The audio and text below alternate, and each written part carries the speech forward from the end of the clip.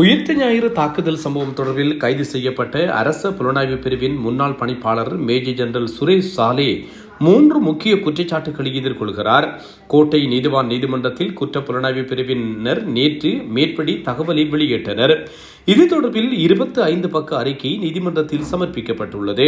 இதற்கமைய வவுணதீவில் 2 காவல்துறையினரின் கொலைகள் மற்றும் சாய்ந்தமருது குண்டுவெடிப்பு தொடர்பான விசாரணைகளை தவறாக வழிநடத்திய குற்றச்சாட்டுகள் தொடர்பாக சுரேஷ் சாலே பயங்கரவாத தடுப்புச் சட்டத்தின் கீழ் சந்தேக நபராக தடுத்து வைக்கப்பட்டுள்ளதாக தெரிவிக்கப்படுகிறது.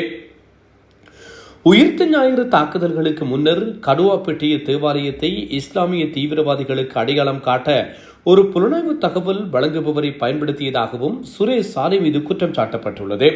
சாய்ந்த மருது குண்டுவெடிப்பை தொடர்ந்து சாரா ஜாஸ்மின் மரணத்தை உறுதிப்படுத்த நடத்தப்பட்ட 2 மரபணு சோதனைகளை தோல்வியடைந்த நிலையில் 3வது மரபணு பரிசோதனையை நடத்துமாறு சாலே புலனாய்வாளர்களுக்கு அழுத்தம் கொடுத்ததாகவும் குற்ற புலனாய்வு பிரிவு நீதிமன்றத்தில் தெரிவித்துள்ளது.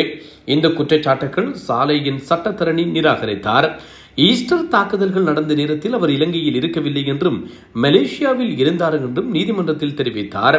இந்த வழக்கை விசாரித்த கோட்டை நீதிவான் இசுரு நெந்திகுமார மேலதிக அறிக்கைகளை தாக்கல் செய்ய உத்தரவிட்டு வழக்கை மார்ச் 25 ஒத்திவைத்தமை குறிப்பிடத்தக்கது.